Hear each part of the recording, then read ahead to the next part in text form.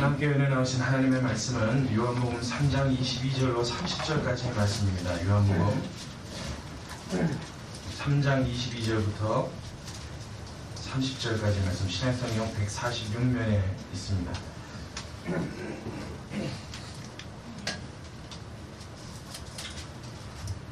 요한복음 3장 22절로 30절까지의 말씀, 우리 다 찾으셨으면 한 절씩 같이 교독하도록 하겠습니다.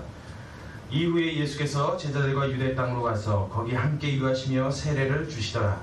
요한도 세례를 가까운 에베소에서 세례를 주니 거기 물들이 많으며 사람들이 와서 세례를 받아라. 요한이 아직 옥에 갇히지 아니하였더라.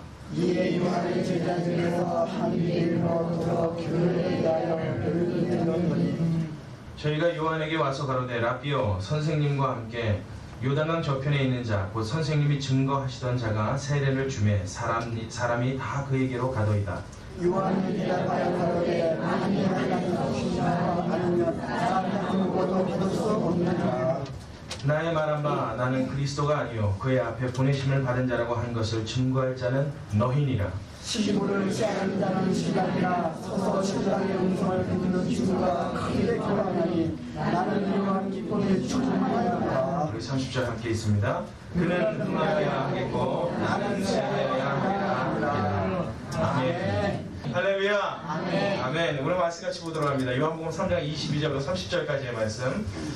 자, 오늘 이 말씀은 우리가 잘 아는 요한복음 3장의 유명한 말씀 다음에 나옵니다. 요한복음 3장 몇 절이죠? 우리 굉장히 잘 아는, 어릴 적부터 늘 외우게 하고 노래로도 있죠. 아, 맞습니다. 우리 노래 한번 해볼까요? 시작. 하나님이 세상을 이처럼 사랑하사 독생자를 주셨으니 누구든지 예수 믿으면 변하지 않고 그렇죠? 영생을 얻으리로다. 요한복음 3장 16절. 아니, 노래를 하시는 분들은 좋은데 중간에 모르시는 분들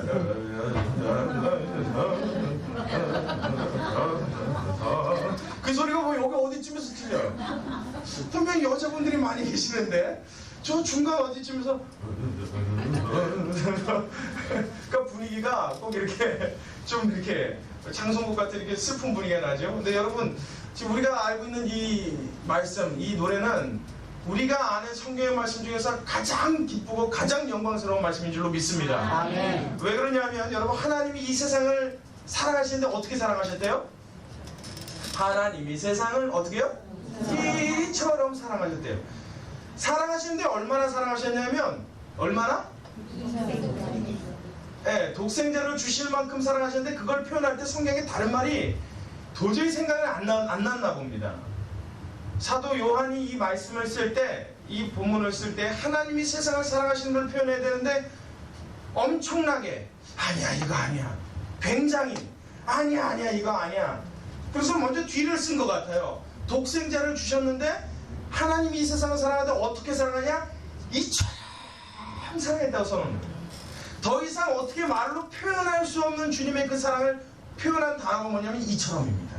근데 그 이처럼이 어떤 처럼이요? 독생자를 주시기까지 이처럼 하나님이 사랑하셨다는 겁니다. 할렐루야. 아멘. 우리가 알고 있는 하나님의 말씀 중에 가장 황송한 말씀이요, 가장 우리의 마음에 우리의 영혼을 살릴 수 있는 능력의 말씀이 되는 줄로 믿습니다. 아멘. 이 말씀이 요한복음 3장 16절이에요. 그래서 우리 어렸을 때부터 주일학교 다닌 분들, 어린이나 청년들한테 이 말씀 외워보라고 일어나서 한 분을 시키면요 어떻게 외우냐면 하나님이 세상을 이처럼 사랑하사 독생자를 주셨으니 누구든지 예수 믿으면 멸망치 않고 영생을 얻으리로다, 이렇게 외워요.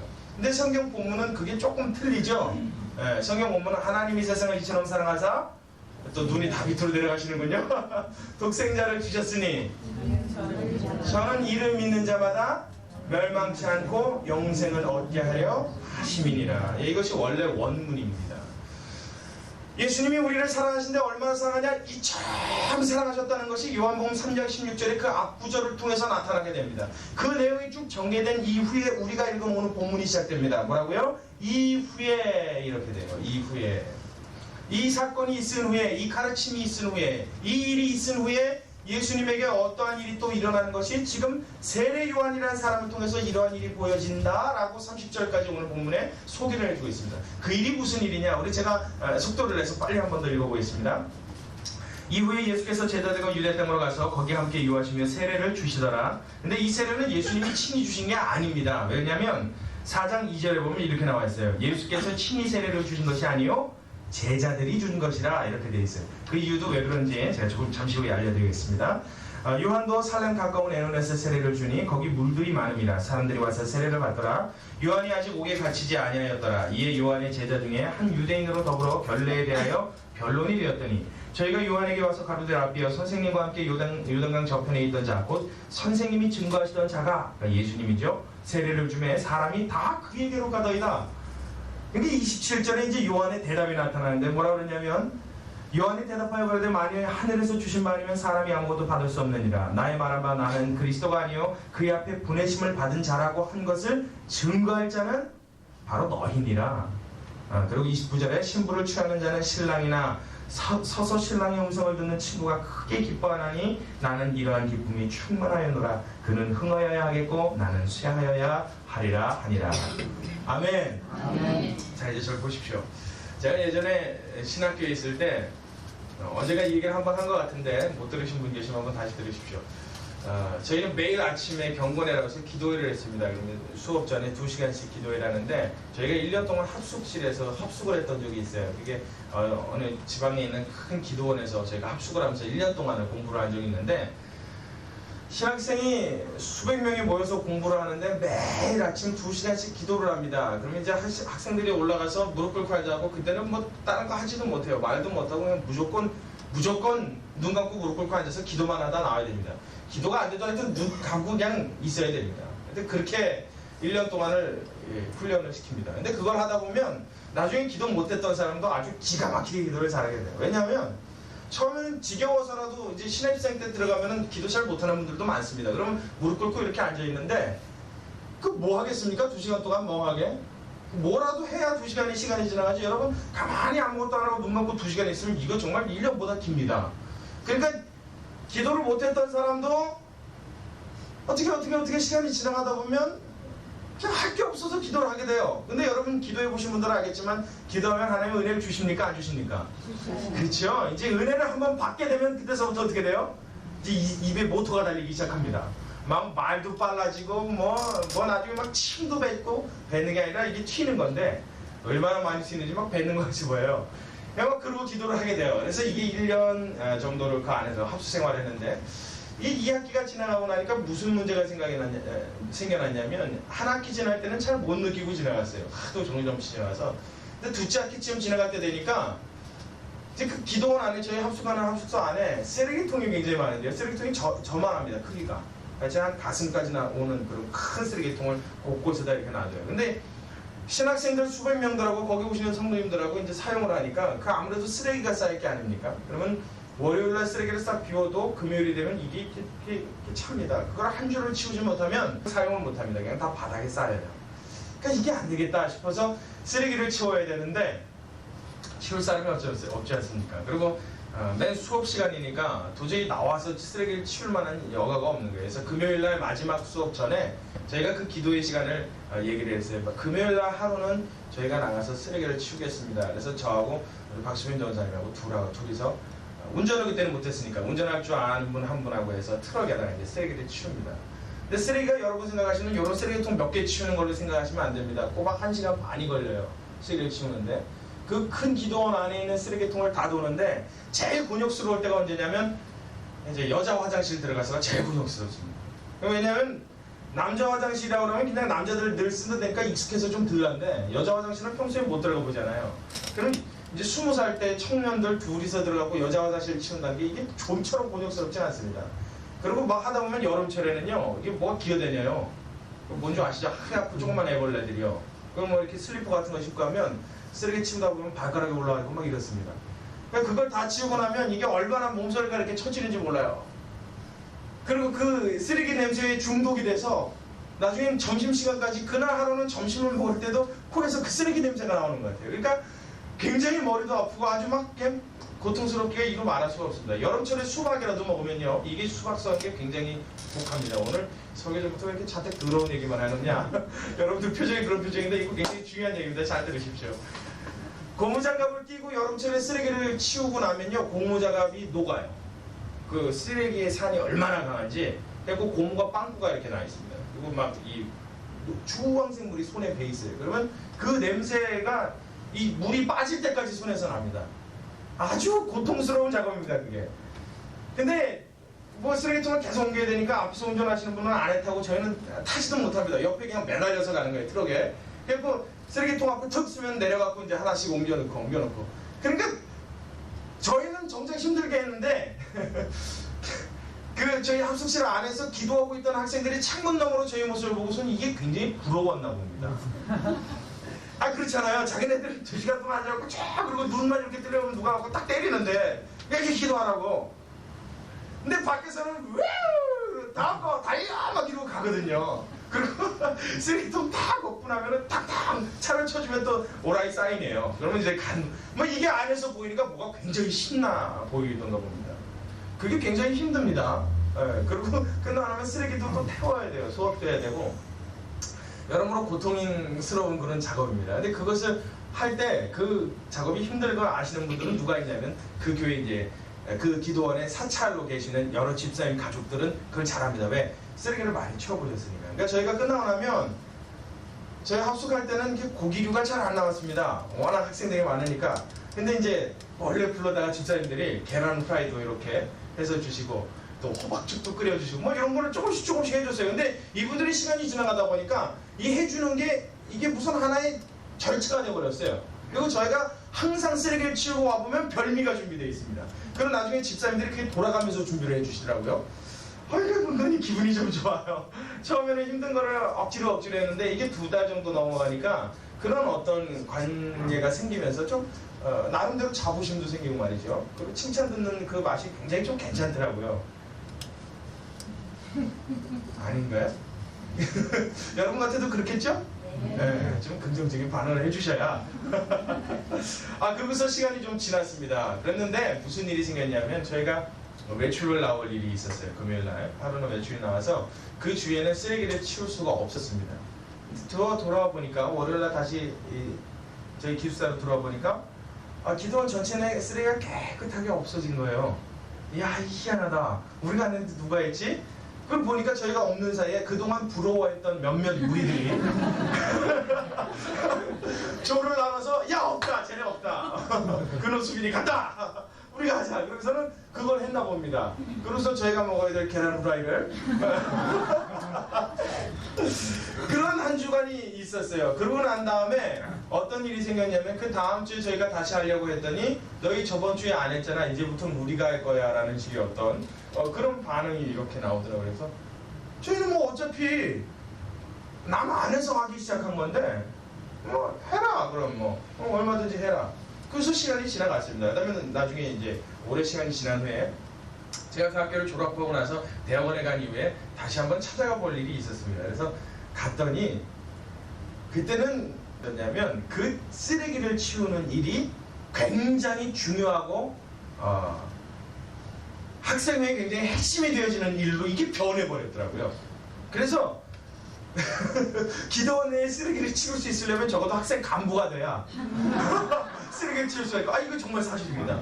이거 거짓말이 아니에요. 그 학생 간부가 아니고 신입생들은 감히 쓰레기 치우는 장갑도 만져보기가 좀 이게 굉장히 황송한 일처럼 이게 이렇게 돼버렸어요.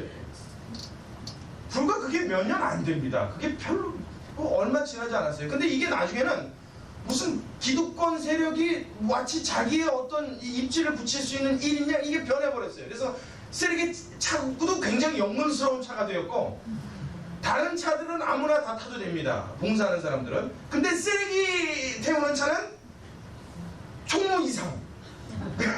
그리고 쓰레기를 이렇게 옮기는 그 장갑을 낄 수 있는 거는 뭐 서기 이상. 이렇게 학생 간부가 돼야만 이걸 할 수 있는 일로 이게 요상하게 변했어요. 여러분, 근데 사실은 쓰레기 치우는 일이 그렇게 영광스러운 일입니까? 이해가 안 가시죠? 근데 그런 특수한 상황에 놓이니까 그것이 그렇게 발전돼서 가더라고요. 이게 사람의 습성이더라고요.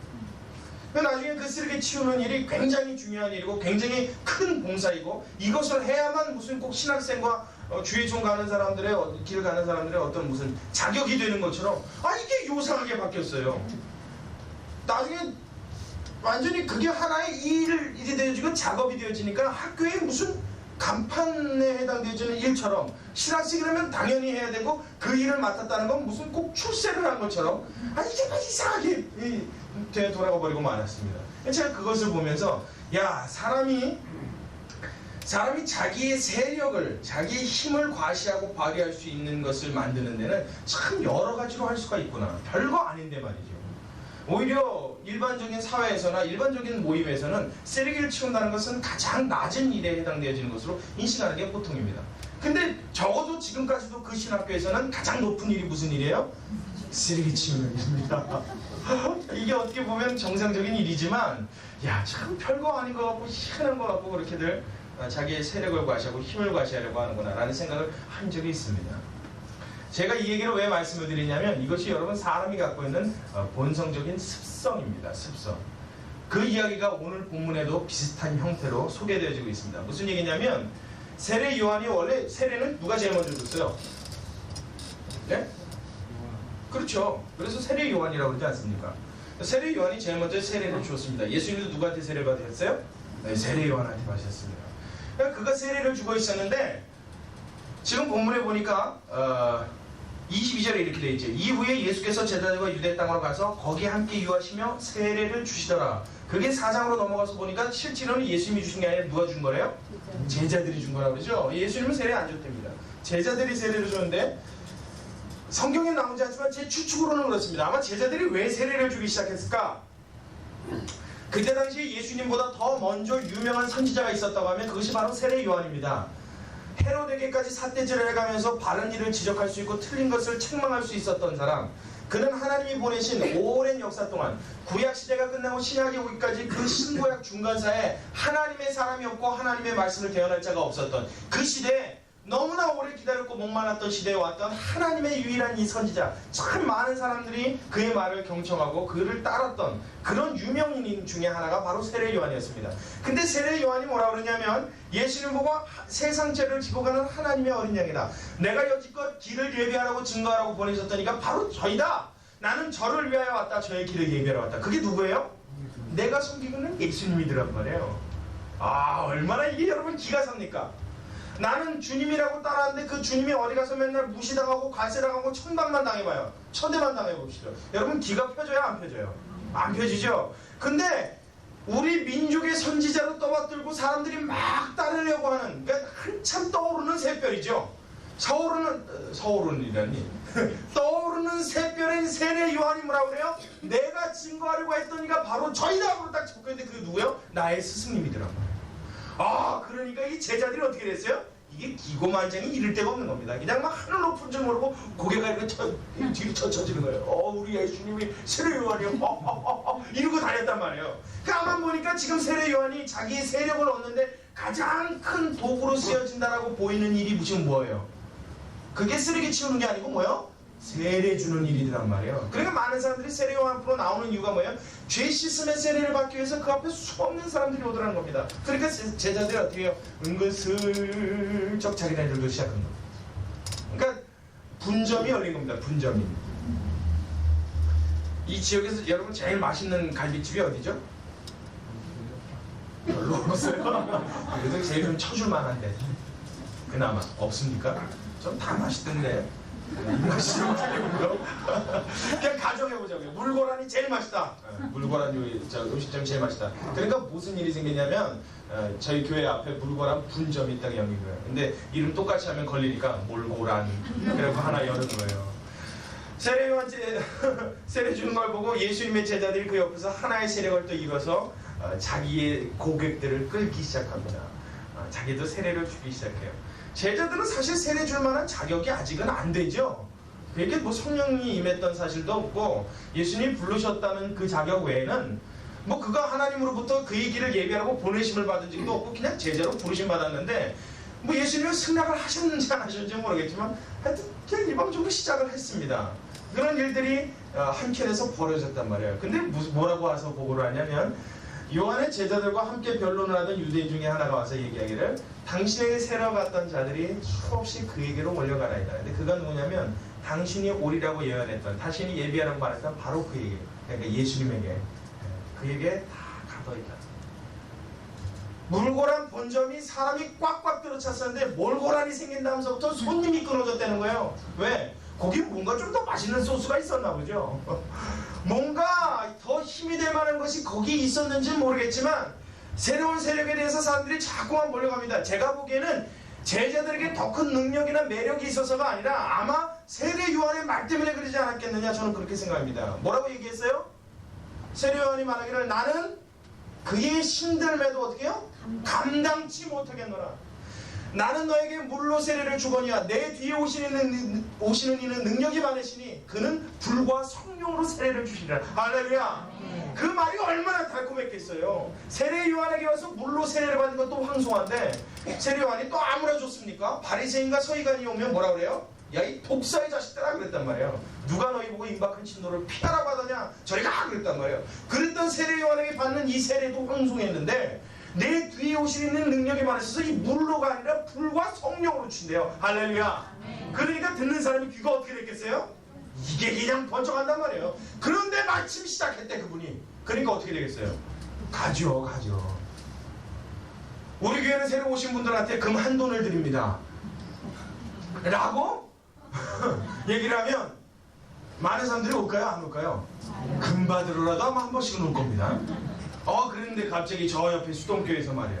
우리 교회는 한 양을 드립니다. 이게 우리 교인들도 다 떨어져 나가게 생겼네요. 뭐 받으러 간다고요? 한 양 받으러, 황금연세 한 양짜리 받으러 간단 말이에요.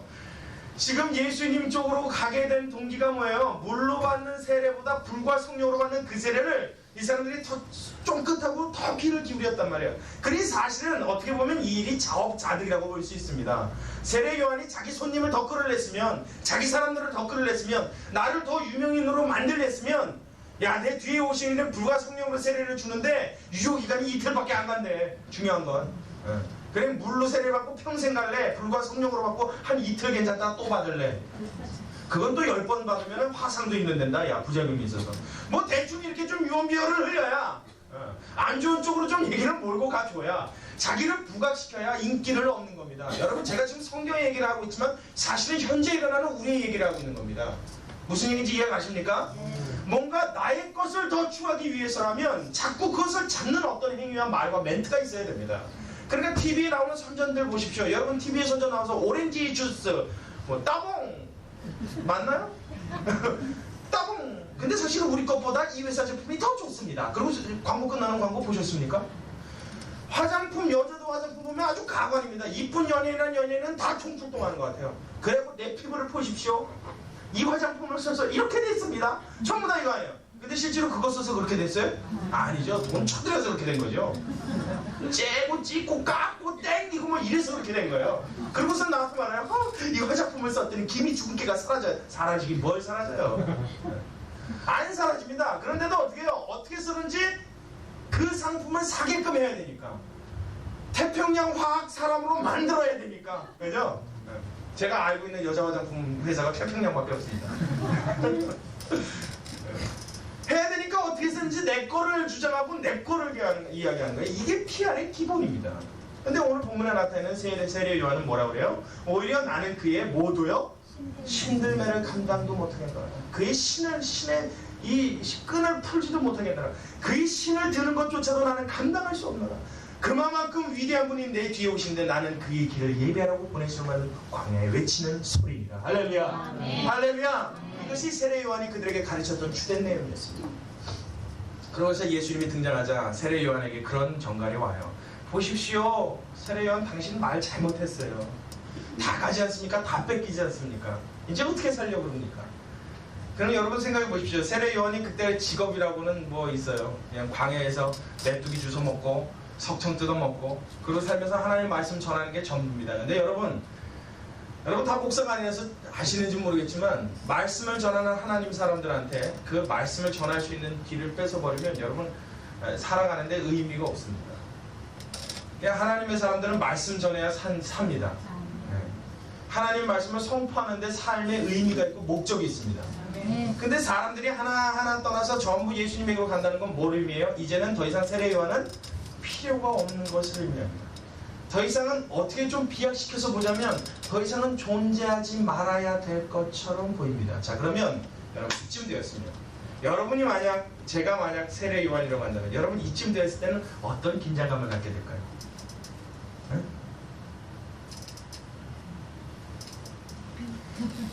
어떤 긴장감을 갖게 될까요? 왜 여러분들이 긴장해요? 잘 생각해 보십시오. 하나님의 말씀을 전하라고 사명을 받고 그것이 자기 삶의 전부인 목표로 태어난 세례요한. 평생을 하나님의 아들인 하나님의 사람인 이 땅에 메시아로 오신 예수 그리스도를 예비하기로 왔던 세례요한. 잘 감당했어요. 잘 선전했어요. 잘 길을 예비했습니다. 근데 그분이 무대의 역사의 중앙으로 딱 떠오르는 순간서부터 자기는 무대의 뒤편으로 서서히 감춰지는 것을 세례요한이 느끼기 시작하는 게 바로 오늘 본문의 얘기입니다. 당신의 사람들이 다 저리로 가나이다. 그 말은 뭐예요? 이제 당신은 필요 없는 인간이 됩니다. 당신의 설 자리는 없어집니다. 당신의 입지는 사라졌습니다. 당신은 이 땅에서 필요 없는 존재가 되어버리고 말았습니다. 그렇다면 여러분 우리 같으면 어떻게 하겠냔 말이에요. 저 같았으면 살아남으려고 발버둥 쳤을 거예요. 여러분 그쯤 되면요 뭐가 고개를 싹 쳐드냐면 여러분 욕심이 쳐듭니다. 사실은 여기까지 오기 전에도 이미 욕심이 우리 마음속에 올라와 있지만 이쯤 되면 여러분 이것이 아주 절박해지는 상황이 됩니다. 어떻게 해요? 나 살기 위해서 내가 이 땅에 있어야 될 존재의 가치를 느끼기 위해서 말을 살짝 바꾸거나 아니면 나의 개인적인 수단과 방법을 동원하는 것이 여러분 사람이 갖고 있는 보통적인 우리의 습성입니다. 여러분 동의하십니까? 동의하십니까? 네, 그게 저와 여러분의 모습이에요. 그러니까 이 세상을 살면서 그리스도인들이 문제와 말썽을 많이 일으키는 겁니다. 왜요? 여러분의 욕심 때문에요. 내 거 더 잡아야 되고 내 거 더 생각해야 돼요. 여러분 우리는 아까 우리 장로님 기도하시면서도 그랬습니다. 우리의 본분이 뭐라고요? 하나님을 영화롭게 하는 것이 우리의 본분인 줄로 믿습니다. 좀 크게 대답하십시오. 우리의 본분은 하나님을 영화롭게 하는 것인 줄로 믿습니다. 이게 우리의 목적이란 말이에요. 우리의 삶의 이유란 말이에요. 이걸 위해서 태어난 우리들인데 우리의 마음속의 목표가 하나님을 영화롭게 하는 것에서부터 나를 채우는 나의 마음을 만족시키고 나를 세우는 것으로 돌아서기 시작하는 순간서부터 뭐가 고개를 쳐드냐면 욕심이란 놈의 머리를 이렇게 빼꼼 듭니다. 근데 이게 머리를 들기 시작하면 무슨 문제가 생기냐면 머리를 살짝 들었을 뿐인데 욕심이 조금 내 마음속에서 올라왔을 뿐인데 아주 요만큼 살짝 고개를 들었을 뿐인데 나라는 사람이 이 욕심에 지배를 당해버리고 맙니다. 그래서 하나님을 영화롭게 한다는 것은 온데간데 없어져 버리고 그 다음서부터 내 인생의 목표가 뭐가 되냐면 나를 영화롭게 하는 것, 나를 돋보이게 하는 것, 나를 표현하는 것, 나를 사용하면 얼굴이 펴진다라고 광고하기 시작하는 것, 이것이 우리의 삶의 목표로 바뀌어버리고 말아요. 그러니까 각 기업에 있는 사람들마다 문제와 말썽을 일으키는 사람이 대성특필될 때 보면 항상 교회 직분자예요. 교회 직분자. 그것도 여러분 왜 교회 직분자만 대성특필하는 줄 아십니까? 세상 사람들도 아는 거예요. 예수 믿는 사람은 희생해서 산다는 것을. 할렐루야. 아멘. 믿으십니까? 세상 사람들도 아는 거예요. 예수 믿는 사람은 어떤 사람이 예수 믿는 사람이냐? 희생하고 나눠주고 내 거 팔아서 남 줘버리는 사람이 예수 믿는 사람이다. 아멘. 이걸 세상 사람도 아는 겁니다. 근데 세상 사람들이 어떻게 해요? 그들이 보기에 그런 사람이 예수 믿는 사람인 줄 알았는데 어머나 이 기업에 봤더니 가장 탈세 많이 한 사람, 가장 문제 일으킨 사람, 가장 비리가 많은 사람이 뭐라고요? 이게 예수 믿는 사람이라는 거예요. 그러니까 이걸 신문에다 실어버리는 겁니다. 이건 신문의 날거리인 줄로 저는 믿습니다. 예, 날거리예요. 근데 불교 다니는 사람이 그런 일 했어요. 여러분 신문에 날 일이 아니에요. 아니에요 그거는. 왜냐면 그 사람들은 희생하면서 살 목적을 가진 사람들이 아닙니다. 예. 그분들은 여기서 잘 사시다가 죄송한 말씀입니다만 여러분 그냥 이렇게 어디 가시면 됩니다. 무슨 말인지 아시죠? 자 이렇게 다른 데 계시는 분들은 그냥 이 땅에서만 그래도 잘 먹고 잘 사시면 됩니다. 왜냐하면 천국의 약속이 없기 때문에요. 그분들은 이 땅에서라도 잘 먹고 잘 사서야 좀 위로가 되지 않겠습니까? 네. 어차피 천국도 못 갈 텐데.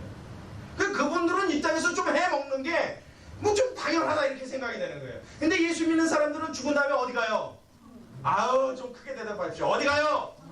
확신하는 만큼 크게 대답하십시오. 어디 갑니까? 그런 사람들이 이 땅에서도 해먹으려고 아각거리면 배기 싫단 말이에요. 배기 싫다고요. 어차피 천국에 보장되어 있는 사람이라면 여러분 이 땅에서는 욕심 없이 나눠줄 수 있는 사람들 되길 주님의 이름으로 축원합니다. 왜요? 뭐가 목표이기 때문에요? 하나님을 영화롭게 하는 게 목표이기 때문이에요. 그러니까 내가 나눠줄 때 하나님의 이름이 돋보인다는 걸 아는 겁니다. 아멘. 아멘. 예, 내가 희생할 때 그분이 영광을 받는다는 걸 아는 겁니다. 내가 사라질 때 우리 주님의 이름이 나타난다는 걸 아는 거예요. 할렐루야. 그걸 아는 사람들이 어떻게 해요? 욕심이라는 놈이 고개를 싹 쳐드니까 거기에 지배를 받아서 그러면 그 기억이 온데간데 없어지고 말아요. 그 다음서부터 누구를 위해서요? 나만을 위해서. 그러니까 예수 믿는 사람들이 나만을 위해서 사면 여러분 욕이 되는 겁니다. 다른 사람들은 신호 어기고 싱 지나가도 급한가 보다 그러고 말아요. 근데 물고기 붙인 차가 신호 어기고 싱 지나가면 뭐라 그래요? 제가 교회 다니는 게 저게 그거 왜 그런지 참 미안합니다. 그건 여러분 안 믿는 사람도 본성적으로 알고 있기 때문에요. 우리가 어디 간다는 걸? 천국 간다는 걸. 보장받은 하나님의 백성인 것을 그들도 아는 겁니다. 그러니까 우리가 제대로 못 살면요 욕이 되는 거예요. 손가락질 거리가 되는 겁니다.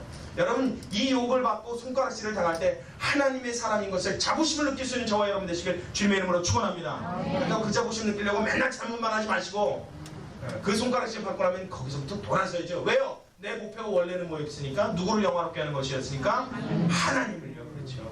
하나님을 영화롭게 하기 위해서 태어나는 우리들이 욕심이라는 놈 때문에 이게 꽉꽉 눌려요. 아마도 오늘 본문에 나타난 유대인의 눈에는 그것이 보였나 봅니다. 그래서 세례 요한한테 뭐라 그래요? 세례 요한 보십시오. 당신 사람들 다 뺏겨나면 당신의 입지는 어디서 찾을 겁니까?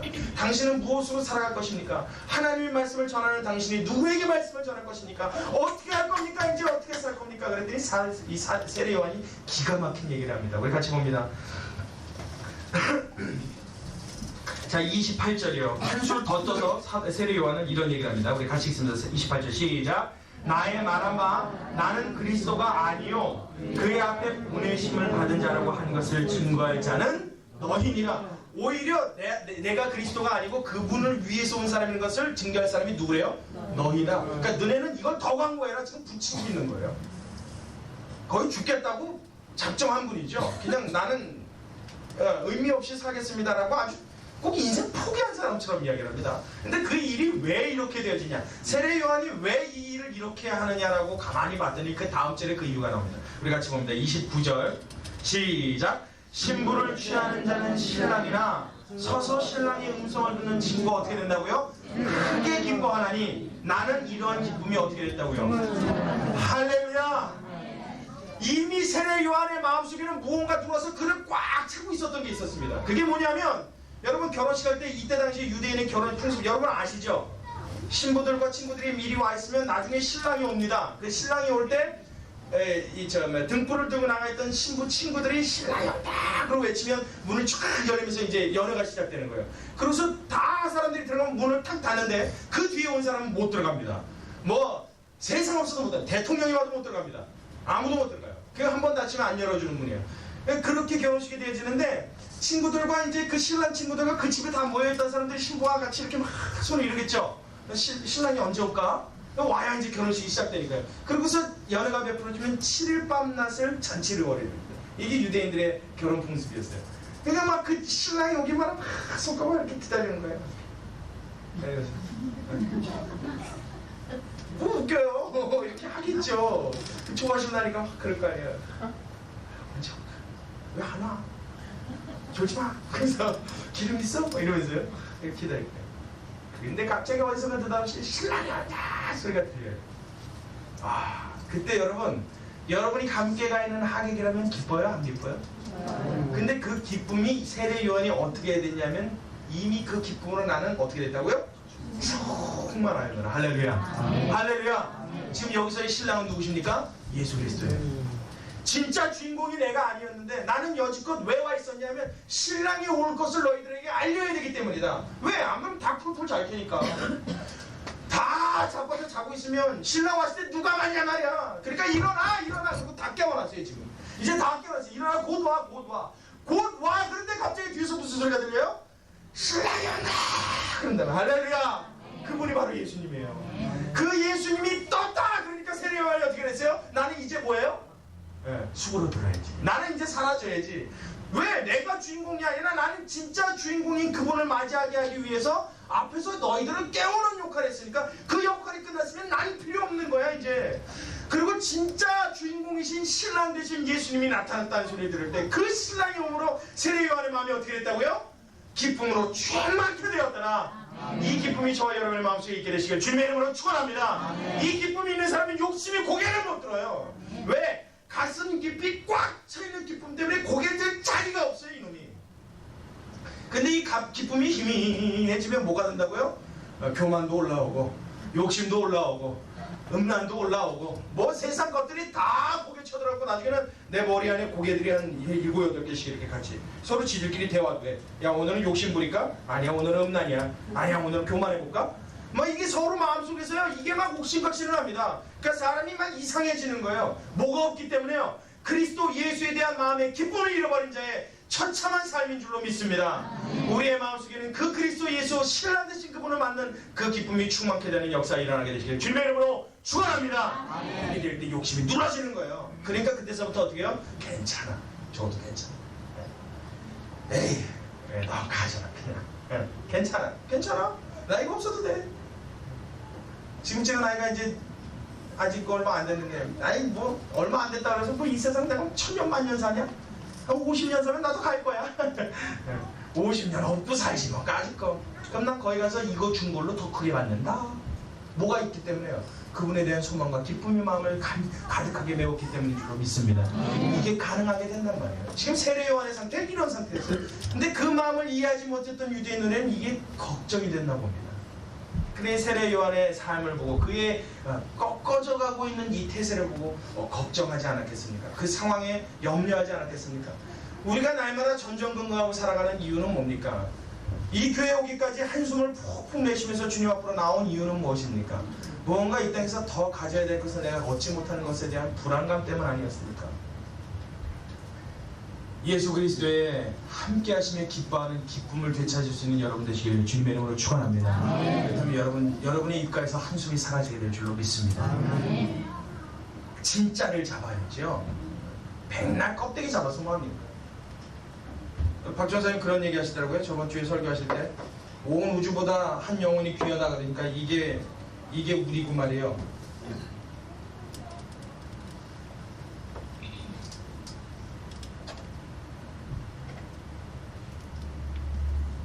요게 온 우주인데 한 영혼이 우주보다 귀하대요. 우주를 여기다 담으면 이게 채워집니까? 안 채워지죠. 왜요? 우리가 이미 우주보다 크기 때문입니다. 이미 우주보다 귀한 게 우리기 때문입니다. 그 우주를 다 얻어도 만족된다고요? 안 된다고요? 왜? 내가 이미 그 개보다 귀합니다. 이미 이 우주보다 더 커요, 내가. 그래 나를 채울 수 있으려면 우주보다 큰 것으로 나를 채워야만 되겠죠. 할렐루야. 할렐루야. 그러니까 여러분 예수 그리스도의 기쁨을 가질 수 있는 저와 여러분 되시길 주님의 이름으로 축원합니다. 그거 외에 여러분의 마음을 채울 수 있는 게 없단 말이에요. 없어요. 그게 안 믿어지시면 한번 마음대로 해보십시오. 그러면 여러분 전도서 1장 1절의 말씀이 나중에 딱 생각나게 될 겁니다. 뭐예요? 그렇죠. 헛되고 헛되며 헛되고 헛되니 모든 것이 헛되도다. 다 가져본들, 다 얻어본들, 여러분 코에서 한숨이 쉬어질 때가 끊을 때가 인간에게는 없다는 것입니다. 우리의 삶 가운데 우리가 욕심을 부린 대로 모든 것을 다 해본들 그 욕심의 끝이 끝나지를 않는다는 것입니다. 그러니까 여러분 돈 많으신 분들, 제가 지난주에도 얘기했죠. 저녁 예배 때 돈이 너무 많아서 내가 어떻게 쓸 줄을 주체를 못하시는 분들이 있잖아요. 가끔가다. 아무리 써도 안 없어진대요. 그리고 내가 도대체 얼마나 벌고 내 재산이 얼마인지를 모르겠대요. 그런 분들이 있더라고요. 저 주변에 그런 분이 한 번 있어봤어요. 근데 100원짜리 한 장 안 주더라고요. 와, 얼마나 썼는지 모르겠는데 아무리 써도 안 없어진다 그러면 좀 줘도 되잖아요. 근데도 안 줘요. 그리고 자기만 써. 근데 이분의 자녀들이 얼마나 어릴 적부터 풍요로웠는지 써도 끝이 없는 그 돈을 나중에 쓰다가 아무리 써도 공허하니까, 아무리 써봐도 공허하니까 이 속을 채울 수가 없더랍니다. 그래서 나중에 다 뭐냐면 아들 셋이 전부 다 마약 중독자가 됐어요. 나중에 이거 찔러야 되는 거예요. 그래서 환각 속에 들어가야만 잊고 사는 거예요. 아니면 돈 쓰는 게 고통스럽답니다. 참 우리 교회 하나님 좀 그렇게 해주시면 기가 막힌 일들을 좀 한번 해볼 텐데. 아멘. 언젠가 그런 날이 올 줄로 믿습니다. 근데 이게 만족을 못하니까 나중엔 이걸 찌르는 거예요. 자기 팔을요. 내 죽이는 건 줄 알면서 그렇게 가는 겁니다. 여러분 세상의 것은 세상을 향한 욕망은 세상을 향한 욕심은 인간을 이렇게 피폐하게 만드는 것인 줄로 믿으시기 바랍니다. 그렇다고 여러분 세상 것 다 포기하고 완전히 무슨 초월한 사람이 돼서 저 초야 꼭 목사님 설교 들어보면 이 세상 것 다 포기하고 산으로 들어가서 살라는 것 같아. 남들 진급할 때 말단으로 있으면서도 기뻐 이러려는 것 같아. 그 얘기가 아닙니다. 이 세상에 사는 건 최선을 다하는 것은 다하는 것이지만 여러분 그것이 목표가 되어서 거기에 목숨 걸고 살지 말라는 얘기입니다. 우리가 목숨 걸어야 될 때가 있다면 우리의 생명을 다해서 최선을 다해 잡아야 될 것이 있다면 그리스도 예수를 인하여 만족하고 거기에 기쁨을 느낄 수 있는 내세에 소망을 두는 것에 온 힘을 다 기울여야 할 줄로 믿습니다. 이것이 그리스도인이 가질 수 있는 가장 큰 기쁨인 줄로 믿습니다. 세례요한은 이거를 깨달았던 거예요. 그래서 우리 마지막 절 우리 다 같이 읽습니다. 30절의 말씀 시작. 그는 흥하여야 하겠고 나는 쇠하여야 하리라. 할렐루야. 여러분 이게 말이 돼요? 사람이라면 이런 말 못합니다. 아무리 예수님 귀에도 예수님 에휴 좋습니다. 내가 예수님 증거하고 열심히 살겠습니다. 대신 나도 좀 잘 살게 해주십시오. 열심히 오늘부터 주님 위해서 최선을 다하겠습니다. 그럼 주님께서 제 통장의 잔고를 50억 이상으로 아멘. 우리 항상 조건부잖아요. 그죠? 조건부잖아요. 아니에요? 여러분 금식 왜 해요? 네? 아니 괜찮아요. 크게 대답해 보십시오. 뭐 하라고요? 달라고. 또 그럼 여러분 철야 왜 해요? 밤새 기도 왜 해요? 저 같은 경우는 철야 기도할 때 이유가 있습니다. 저는 왜 기도하겠어요? 네? 글쎄 목사님은 왜 밤새 기도하실까? 몰라요? 뭘요? 구하는 거. 구하는 거. 그럼 뭘 구해요? 뭐 아유 여러 가지. 네. 저는 구하는 건 딱 하나입니다. 하나님 교회를 이끌어 나갈 수 있는 지혜와 능력을 주옵소서 이거예요. 그거 달라고 기도합니다. 근데 만약에 그게 필요가 없어. 그럼 기도해요? 안 해요? 안 하죠? 여러분 집에 자녀들이 문제가 없어요. 기도해요? 안 해요? 네. 남편이 돈 너무 잘 벌어다 줘요. 기도해요? 안 해요? 안 해요. 남편 건강이 막 너무 좋아. 우리 남편은 나이가 50인데 아직도 한 끼 식사에 밥 2그릇씩 먹어요. 그럼 막 근육이 막 와 그런 남편이 아직도 나만 너무 사랑해. 그럼 여러분 기도해요? 안 해요? 왜 점점 대답을 못 하십니까? 유부모원이죠? 기도 안 합니다. 100% 안 합니다. 우리 항상 조건부예요 기도가. 내가 뭐 주시면 하겠습니다. 내가 열심히 기도할 테니까 나한테도 이거 들어주십시오. 내가 열심히 금식할 테니까 주님 나한테도 이것 주십시오. 주님 내가 열심히 교회 봉사할 테니까 이거 나한테 주십시오. 항상 조건부로 주님과 거래하려고 하는 거예요. 이게 우리의 습성이에요. 근데 세례요한은 오늘 이 본문을 통해서 마음의 주님으로 인하여 가장 큰 기쁨을 가진 자가 어떠한 자세를 취했느냐. 그는 따라하십시오. 흥하여야 하겠고 더 크게요. 흥하여야 하겠고 나는 자 그러면서 여러분 이렇게 가르쳐요. 손가락으로 다 해요. 시작. 나는 한 번 더요. 나는 쇠하여야 하리라. 할렐루야. 여러분 이 자세를 배울 수 있게 되기를 주님의 이름으로 축원합니다. 조건이 이제는 사라지는 거죠. 예수님이 흥하시게 되는 데 대해서 그것을 열심을 다했던 내가 얻을 것을 주님 앞에 내려놓는 순간입니다. 더 이상 주님 앞에 기도하고 열심히 하고 봉사하는 모든 것들에 대한 조건이 사라지는 순간입니다. 이유가 사라지는 순간입니다. 그렇게 해야만 되는 어떤 필요적인 나의 필요를 주님 앞에서 잊어버리는 순간입니다. 주님 묻습니다. 내가 주님 앞에 기도하는 건 마땅한 일입니다. 그러나 무엇 때문에 하지 않겠습니다. 주님 묻습니다. 내가 주님 앞에 열심을 다해서 살아가는 건 마땅한 일입니다. 그러나 무엇을 위해서 하지 않겠습니다. 오로지 이유가 있다면 하나님을 영화롭게 하고 주님과 동행하며 주님을 기쁘시게 하는 것, 주님 이것이 나의 삶의 목표로 삼겠습니다. 할렐루야. 이것이 그리스도인의 삶의 전부가 되어야 될 줄로 믿습니다. 아멘. 크게요. 믿습니다. 아멘. 이것이 바로 세례요한이 우리에게 가르쳤던 그리스도인의 삶인 것입니다. 세례요한의 모습을 보면서 예수님을 만난 우리 사람들, 우리 사람의 오늘을 살아가는 저와 여러분의 삶 가운데 반드시 있어야 될 삶의 자세인 것입니다. 왜냐하면 세례요한은 예수님을 증거하고 온 사람이긴 하지만 여러분 그는 예수님에 대해서 다 증거하고 난 이후에 형장의 이슬로 목이 메어져서 죽었습니다. 어찌 보면 예수님이 십자가에 지기 이전에 예수님의 십자가를 보지도 못하고 죽은 그는 여러분 그 예수님을 위해서도 자기의 모든 목표와 삶의 기쁨을 자기의 욕심을 포기하고 주님을 위해서 살아갔던 사람입니다. 하물며 오늘날 살아가는 저와 여러분은 예수님이 먼저 오셔서 우리를 위해서 십자가를 지고 목숨을 나눠주셨어요. 그의 몸을 찢어가면서 우리를 구원하시기 위해 우리를 먼저 하나님의 사람으로 만들었습니다. 하나님과 원수되었던 저와 여러분의 그 막혀지고 찢어져 있던 관계를 그분의 피로 다시 연결시키면서 하나님의 사람으로 우리를 되사셨습니다. 여러분, 죽을 수밖에 없었던 우리들을 다시 사는 자리로 만드셨어요. 지옥 가던 우리를 천국으로 발걸음을 돌리셨어요. 구원받지 못할 우리를 구원하셨어요. 사람답게 살지 못할 우리들을 사람으로 만들어 놓으시고 그 이상 하나님의 자녀로 영원한 자리를 우리를 초대하셨습니다. 할렐루야. 여러분, 그런 우리들이라면 우리의 삶 가운데 마땅히 주님이 우리의 삶의 목표가 되어지고 우리의 전부가 되어지는 것은 옳은 일이요 당연한 일인 줄로 믿습니다. 아멘. 예, 뭔가 우리가 먼저 받은 것이 없어도 당연히 그렇게 해야 될 텐데 우리는 이미 모든 걸 다 받았어요. 다 얻었어요. 필요한 모든 것들을 예수의 이름 안에 하나님이 우리에게 다 주셨습니다. 그렇기 때문에 우리는 이렇게 고백하여 예수 그 이름 외에 더 받을 것은 없습니다. 예수 그 이름 외에 우리가 더 가져야 할 것은 없습니다. 예수 그 이름 외에 우리가 더 추구해야 할 것은 없습니다. 예수 그 이름 외에 우리가 더 필요한 것은 없습니다. 이 고백이 저와 여러분의 삶 속에서 마치 물이 위에서 아래로 흐르듯 자연스럽게 고백되어질 수 있는 하나님의 사람 되시길 주님의 이름으로 축원합니다. 기도하시겠습니다. 고맙고 감사하신 우리 아버지 하나님, 주님의 은혜와 사랑을 감사를 드립니다. 예수 그 이름 외에 우리에게 필요한 것은 없습니다. 예수 그 이름 외에 우리가 더 추구해야 될 것은 없습니다. 예수 그 이름 외에 우리가 더 받을 것은 없습니다.